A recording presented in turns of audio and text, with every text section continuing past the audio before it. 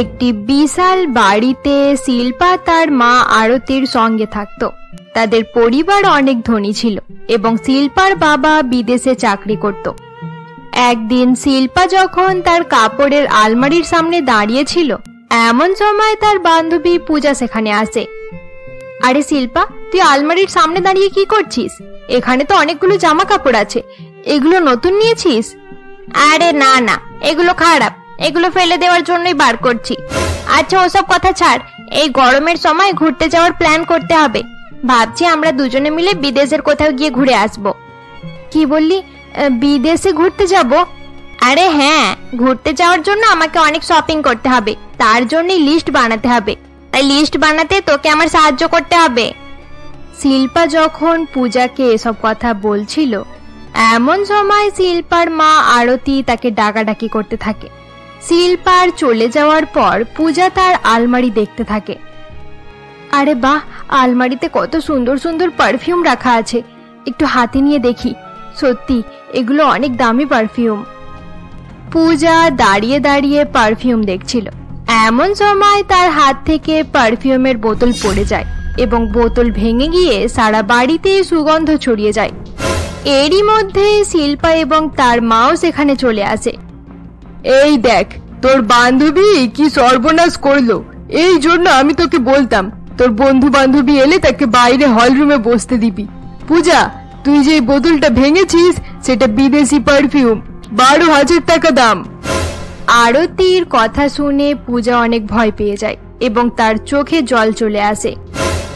আমাকে ক্ষমা করে দিন আন্টি, ভুল করে হাত থেকে পড়ে গেছে। আমি একটু একটু করে এই পারফিউমের টাকা দিয়ে দেব। আরে পূজা, তুই এত চিন্তা করছিস কেন? আরে মা, তুমি শুধু শুধুই পূজাকে কাঁদিয়ে দিলে। পূজা, তোকে কোনো টাকা দিতে হবে না, আমার কাছে এরকম অনেকগুলোই পারফিউম আছে। আরে আমি তো পূজার সঙ্গে একটু মজা করছিলাম, তুমি ভয় পেও না পূজা, আমি একটু অ্যাক্টিং করছিলাম। তোমার হাতে একটা পারফিউমের বোতল নষ্ট হয়েছে, কিন্তু শিল্পার রাগ হলেই শিল্পা সব সময় পারফিউমের বোতল ভেঙে ফেলে। পারফিউমের বোতল ভাঙলে তবে আমার রাগ ঠান্ডা হয়, তাছাড়া সবকিছুই আমার, তাই আমি নষ্ট করব না তো কে করবে? শিল্পার জীবন আমার থেকে কত আলাদা, তার জীবনে কোনো অভাবই নেই। আরে কি হয়েছে পূজা, তুই আবার কি ভাবতে শুরু করে দিলি? শিল্পা, তুই এত দামি দামি জিনিস নষ্ট করিস কেন?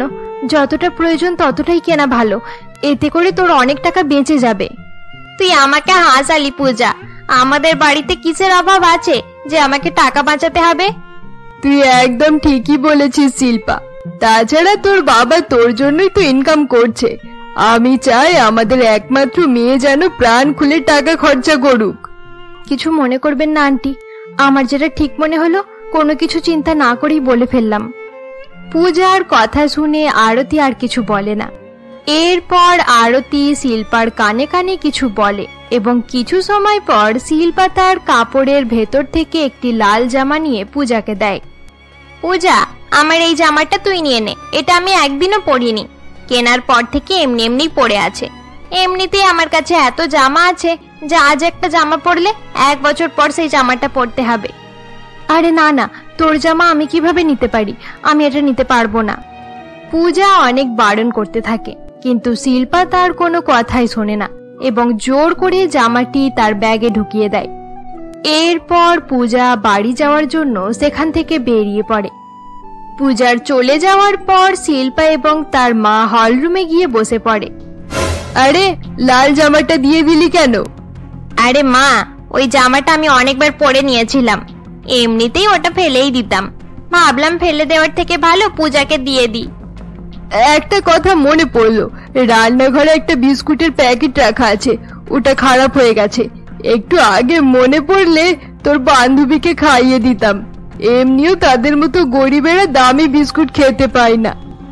তুমি একদম ঠিকই বলেছো মা। শিল্পা, আমার একটা কথা ভালোভাবে মনে রাখ, এরকম ভিখিরি লোকেদের সঙ্গে বেশি বন্ধুত্ব রাখবি না। বন্ধুত্ব করলে নিজের লেভেলের মানুষের সঙ্গেই করতে হয়। আরে মা, আমি পূজার সঙ্গে এই জন্য বন্ধুত্ব করেছি যাতে পূজা আমার অ্যাসিস্ট্যান্টের মতো থাকতে পারে। আমি কোথাও গেলে পূজা আমার ব্যাগ বহন করে। পূজা আমার সঙ্গে থাকলে আমাকে আলাদাভাবে চাকর রাখতে হবে না। শিল্পা যখন তার মাকে এসব কথা বলছিল এমন সময় তারা দেখে পূজা দরজার কাছে দাঁড়িয়ে রয়েছে।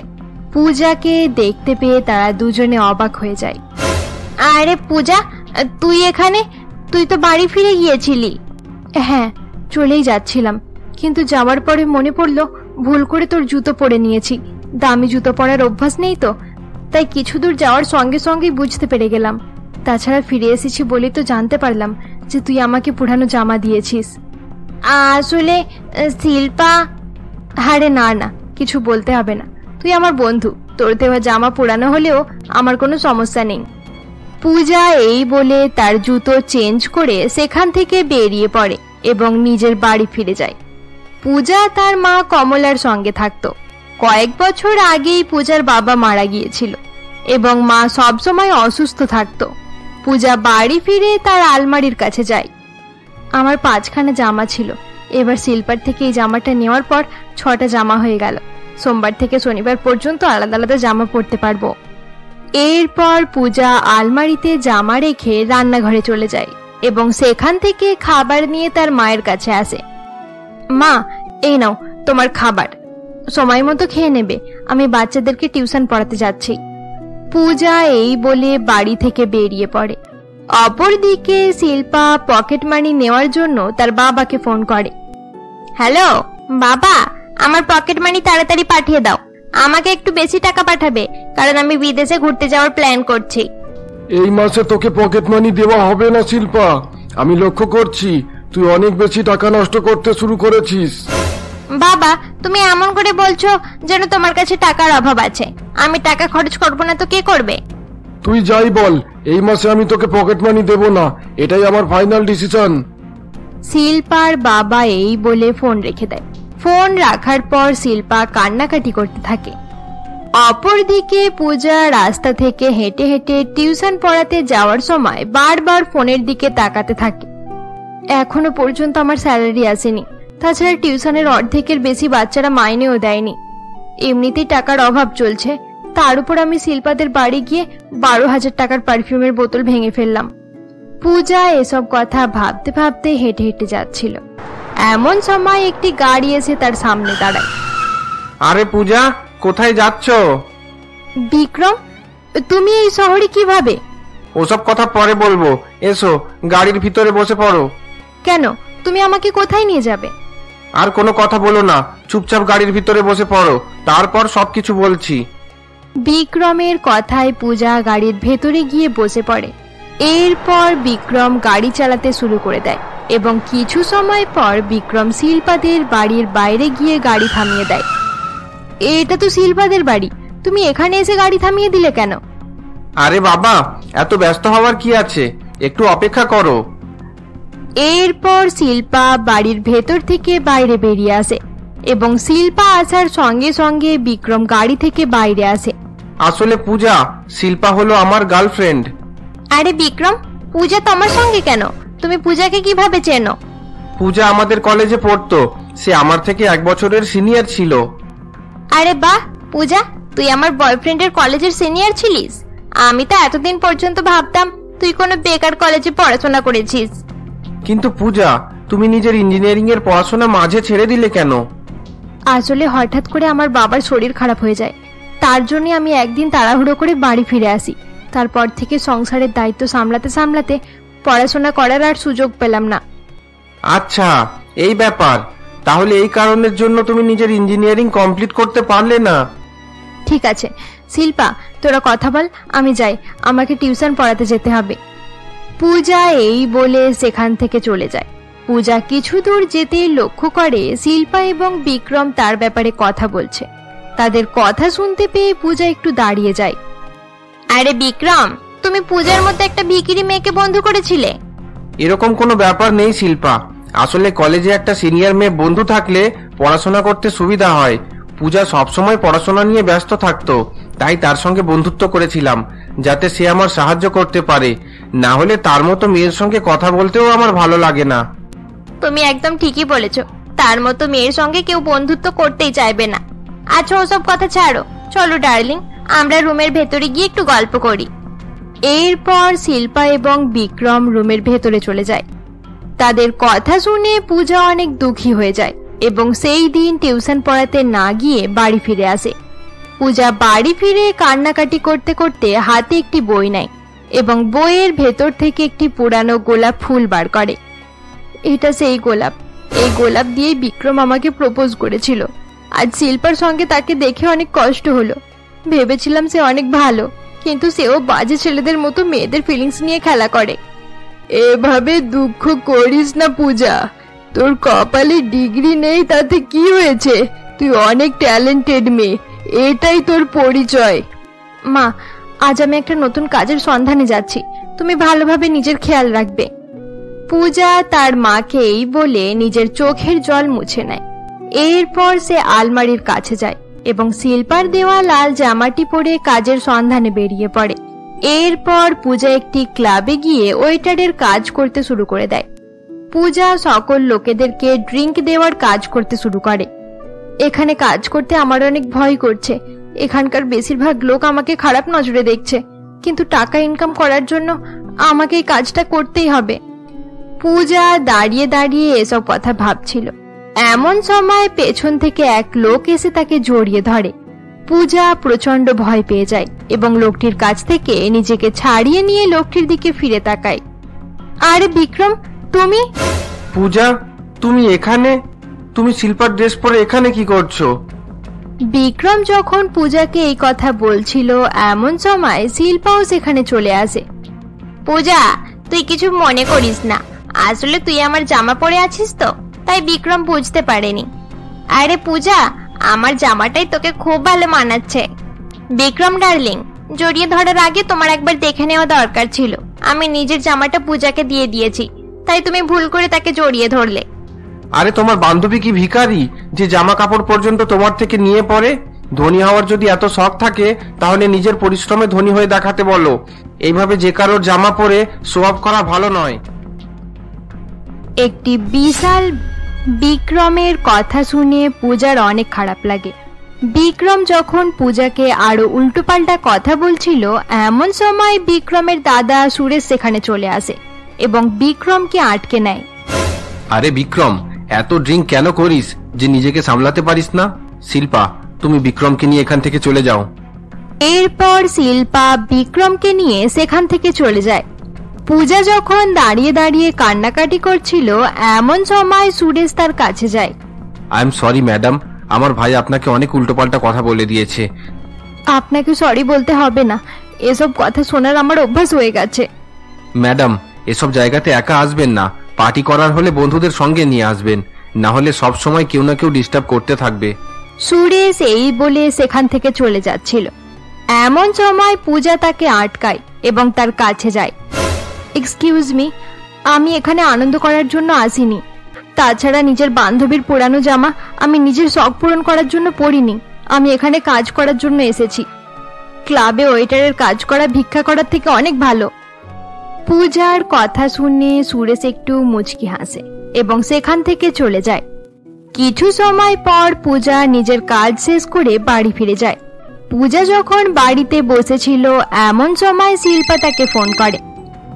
হ্যাঁ শিল্পা, বল। কিছু মনে করিস না পূজা, জানি না বিক্রম কেন এরকম ব্যবহার করছিল। বিক্রমের ব্যবহারের জন্য তুই আমাকে ক্ষমা করে দে। আচ্ছা, আমার কাছে একটা ভালো আইডিয়া আছে। কাল আমরা কোথাও ঘুরতে যাব, ঘোরাফেরা করলে তোর মুডটা ভালো হয়ে যাবে। তাছাড়া বিক্রমের দাদা সুরেশও আমাদের সঙ্গেই যাবে। সুরেশ তাদের সঙ্গে যাবে এটা শোনার পর পূজা ঘুরতে যাওয়ার জন্য রাজি হয়ে যায়। পরের দিন পূজা নিজের পুরানো জামা পরে শিল্পাদের বাড়ি চলে যায়। পূজা সেখানে পৌঁছালে শিল্পার মা আরতি তার কাছে যায় এবং তাকে নিয়ে গিয়ে ডাইনিং টেবিলে বসিয়ে দেয়। আরে পূজা মা, তুমি একদম ঠিক সময়ে এসেছো।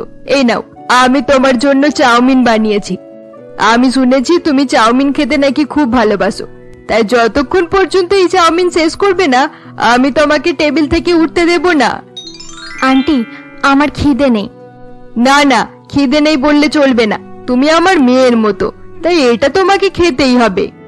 আরতির মুখে এরকম কথা শুনে পূজার অনেক ভালো লাগে এবং তার চোখে জল চলে আসে। এরপর পূজা চাউমিন খেতে যাচ্ছিল এমন সময় বিক্রম, সুরেশ এবং শিল্পা সেখানে চলে আসে। আরে পূজা, আমাদেরকে ফেলে রেখে একা খেতে বসে পড়লে? আমাদেরকে একটু খেতে দাও। সুরেশ এই বলে পূজার কাছে যায় এবং একটি চামচ নিয়ে চাউমিন টেস্ট করে দেখে।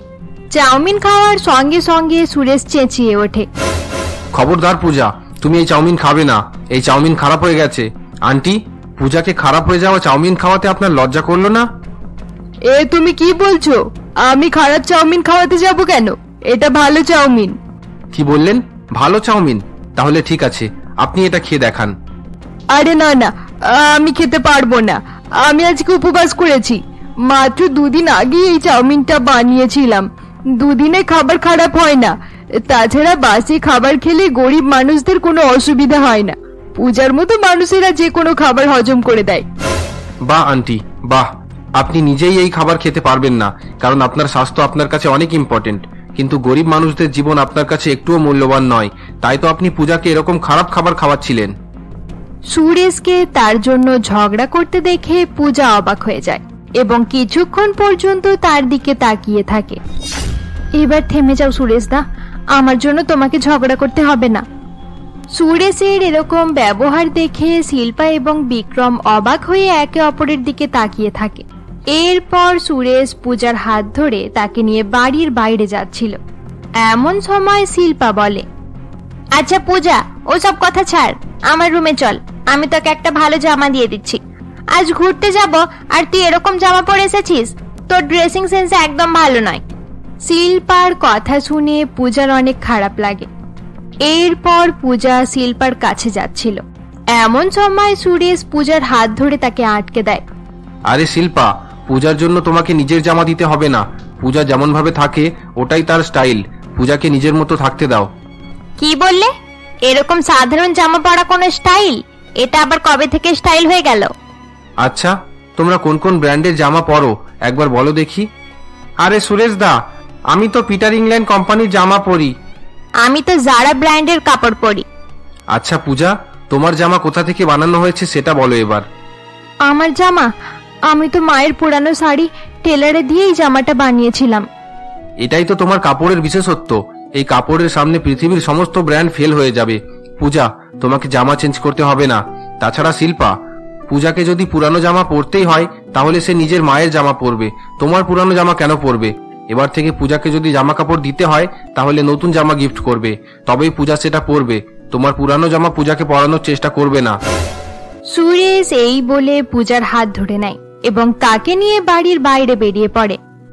সুরেশের এরকম ব্যবহারে শিল্পা অবাক হয়ে যায়। আরে বিক্রম, সুরেশ দাদার কি হয়ে গেল? তোমার দাদা এরকম একটা গরিব মেয়ের জন্য এত দয়া দেখাচ্ছে কেন? হয়তো আমার দাদাও আমার মতো আজ তার সামনে ভালো হওয়ার চেষ্টা করছে। স্বার্থ পূরণ হয়ে গেলে তারপর তাকে নিজের থেকে দূরে সরিয়ে দেবে। বিক্রম এবং শিল্পা জোরে জোরে হাসাহাসি করতে থাকে। অপরদিকে সুরেশ এবং পূজা বাইরে থেকে তাদের হাসির আওয়াজ শুনতে পায়। পূজা, তুমি তাদের কথায় কিছু মনে করো না। আমি থাকতে কেউ তোমাকে অপমান করতে পারবে না। তারা হাসাহাসি করছে, তাদের করতে দাও। আর কোনোদিন তারা তোমাকে অপমান করার চেষ্টা করলে আমি তাদেরকে ছাড়বো না। আমি তোমার কাছে হাত জোড় করছি, তোমাকে আমার খেয়াল রাখতে হবে না। আমার সমস্যা হলে হতে দাও। তোমাকে আমার জন্য সবার সঙ্গে ঝগড়া করতে হবে না সুরেশ দা। আমি চাই না কেউ আমার খেয়াল রাখুক। পূজা, আমি তোমার দাদা নয়, আমি বিক্রমের দাদা। তাছাড়া আমি তোমার দাদা হতে চাই না, আমি অন্য কিছু হতে চাই। আই লাভ ইউ পূজা। সুরেশ এই বলে সেখান থেকে চলে যাচ্ছিল। এমন সময় পূজা তাকে পেছন থেকে ডাকতে থাকে। কি বললে? তুমি আমাকে ভালোবাসো? আই লাভ ইউ বলে আবার চলে যাচ্ছ কেন? দাঁড়াও সুরেশ দা, নিজের কথা শেষ করে যাও। সুরেশ দাঁড়াও। পূজার মুখে দাদার জায়গায় নিজের নাম শুনে সুরেশ অনেক খুশি হয় এবং সেখানে দাঁড়িয়ে পড়ে। এরই মধ্যে শিল্পা এবং বিক্রমও সেখানে চলে আসে। আরে পূজা, চল এবারে ঘুরতে যেতে হবে। বিক্রম, তুমি ড্রাইভ করবে। এরপর বিক্রম ড্রাইভিং সিটে বসে পড়ে এবং সুরেশ পেছনের সিটে গিয়ে বসে পড়ে। পূজা সুরেশের কাছে বসতে চাইছিল না, তাই সামনের সিটে বসতে যাচ্ছিল।